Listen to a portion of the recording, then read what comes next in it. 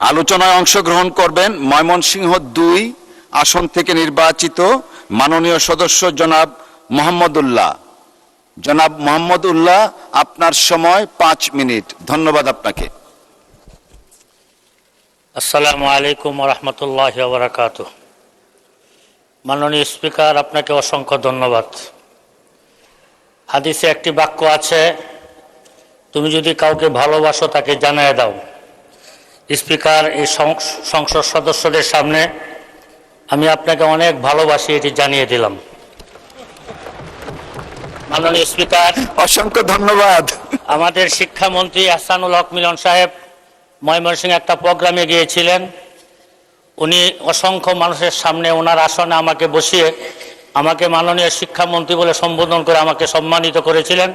আপনার মাধ্যমে তাকেও আমি ধন্যবাদ জানাই।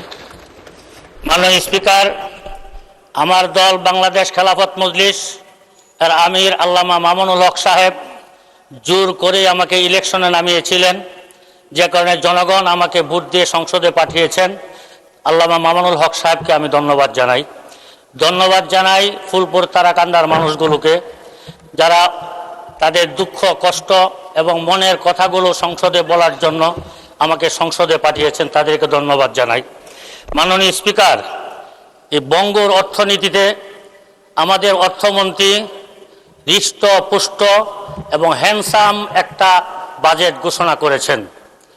আমি মনে করি বাজেটটা সর্বদিক থেকে ভালো না হলেও মোটামুটি তুলনামূলক ভালো।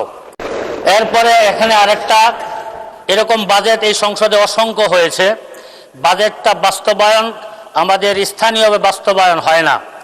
আমি এই বছর আশা করি, যেহেতু আমরা বঙ্গর অর্থনীতির উপর দাঁড়িয়ে আছি, আমরা 300-350 এমপি মন্ত্রী এখানে আছি, আমরা যদি হাদিস আল্লাহ রাসূল বলেছেন খায়রুন নাস মাইয়ানফাউন নাস, যে মানুষের কল্যাণ করে সে সবচেয়ে উত্তম ব্যক্তি, আর সংসদ সদস্যরা সবচেয়ে বেশি কল্যাণকর কামী, কল্যাণ করার সুযোগ থাকে।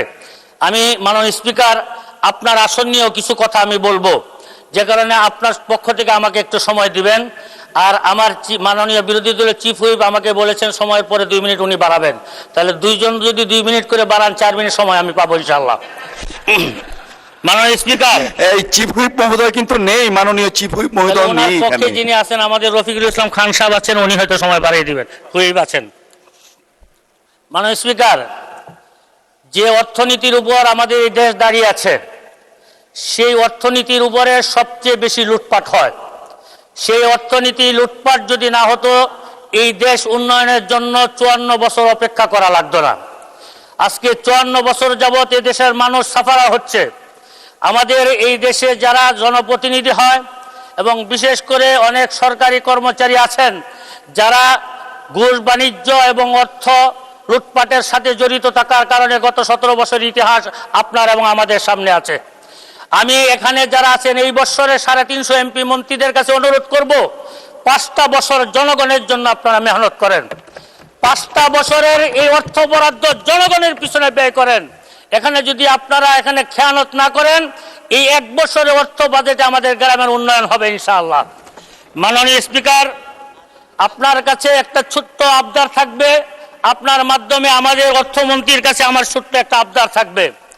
বিএনপি যখন থেকে প্রতিষ্ঠিত হয়েছে, বাংলাদেশের কওমি গণনার প্রতিটি মানুষ বিএনপির সাথে ছিল, এখনো আছে। কিন্তু বিগত সময়ে কওমি গণনার কোনো মানুষদের নিয়ে কোনো বরাদ্দের কথা কখনো আসে নাই। এই বছর আমরা ভেবেছিলাম যে এই বছর যেহেতু বিএনপি ইসলামপন্থী দল, ইসলামে মূল্যবোধে বিশ্বাসী, তারা যেমন নিরীহ গোষ্ঠীকে তারা অর্থনীতির বরাদ্দের মধ্যে এনেছে, কওমি অঙ্গনকেও তার বরাদ্দের মধ্যে আনবে। কিন্তু অত্যন্ত দুঃখের বিষয়, কওমি গণনার আলেম উলামা এবং সেই সমাজের মানুষগুলোকে তারা কোন গ্রহের মানুষ মনে করে, এটা আমার বুঝে আসে না মাননীয় স্পিকার। এই জন্য আমি অর্থমন্ত্রীর কাছে সবিনয় অনুরোধ করব যে কওমি গণনার আলেম উলামা ছাত্রদেরকেও আপনাদের এই অর্থ মন্ত্রণালয়ের একটা বাজেট দিয়ে তাদেরকে আপনাদের এই দেশ উন্নয়নের কাজে তাদেরকে কাজে লাগানোর ব্যবস্থা করা হোক। মাননীয় স্পিকার, আপনি যে অঞ্চলের এমপি, আমি আপনার কাছাকাছি এমপি, আপনার এলাকায় যত সমস্যা সেই সমস্যা আমার এলাকাও। লক্ষ লক্ষ মানুষের শুধু একটাই ফোন আসে, এই বৃষ্টির দিন মানুষ কোথাও চলাচল করতে পারে না, প্রতিটা রাস্তাঘাটে হাঁটু পানি পর্যন্ত জমে যায়, রিক্সা উল্টে অনেক মানুষ অ্যাক্সিডেন্ট করে। মাননীয় স্পিকার, আমি আপনার কাছে আপনার মাধ্যমে অনুরোধ করব। মাননীয় সদস্য, সময় শেষ, তারপরেও 2 মিনিট দাবি করা হচ্ছে, 2 মিনিট বাড়িয়ে দেওয়া হলো। আর আপনার কনস্টিটিউন্সির উপর দিয়ে আমি যাই, একটা তো দায়বদ্ধতাও আছে, 2 মিনিট বাড়িয়ে দেওয়া হলো। তার পক্ষ থেকে 2 মিনিট চাই মাননীয় স্পিকার। গ্রামীণ অর্থনীতিকে আগে আনতে হলে রাস্তাঘাটের উন্নয়ন লাগবে। এই রাস্তাঘাটে আমার এলাকায় প্রায় 2 থানায় প্রায় 400 কিলোমিটার রাস্তা কাঁচা, যতটুকু পাকা আছে ওইটুকু অচলযোগ্য। আমি মাননীয় সড়ক যোগাযোগ মন্ত্রীর কাছে অনুরোধ করব যে আমার দিকে একটু নজর দিবেন এবং আমার এলাকার মানুষের চলাচলে একটা সুব্যবস্থা করে দিবেন ইনশাআল্লাহ।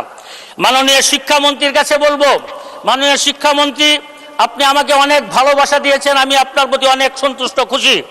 আমাদের এলাকার যতগুলো স্কুল আছে, স্কুলের কোনো ভবন নাই, এখানে শিক্ষক নাই, তাদের ভালো ফ্যানের ব্যবস্থা নাই, কারেন্টের ব্যবস্থা নাই, বাচ্চারা লেখাপড়া করে অনেক কষ্টে।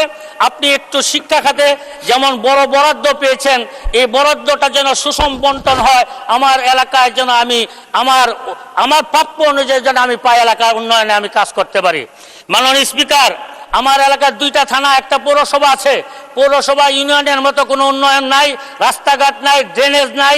ফুলপুর থানার উপজেলার মানুষ এবং পৌরসভার মানুষগুলো বৃষ্টি আসলে তারা চলাচল করতে পারে না।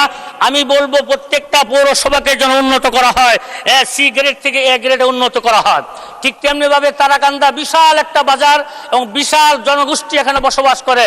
এটা পৌরসভা না থাকার কারণে গ্রামের এলাকার মতো ইউনিয়ন পরিষদের মতো রাস্তাঘাট নাই, ড্রেনেজ নাই, পানি জলবদ্ধতার কারণে মানুষ চলাচল করতে পারে না। মাননীয় স্পিকার, আপনার মাধ্যমে তারাকান্দা যেমন উন্নয়ন চাই, ঠিক তেমনি ভাবে তারাকান্দাকে পৌরসভা ঘোষণা করা হোক, এই আবেদন আমি আপনার মাধ্যমে জানাই। মাননীয় স্পিকার, সময় শেষ হয়ে যাচ্ছে, আপনি দয়া করে একটু সময় আমাকে বাড়িয়ে দিবেন। মাননীয় স্পিকার, স্বাস্থ্য খাত নিয়ে আমি কথা বলেছিলাম, কিন্তু স্বাস্থ্য খাতের আমি শুনেছি যে 101 শয্যা বিশিষ্ট হাসপাতালের একটা অনুমোদন হয়েছে, কিন্তু অনুমোদন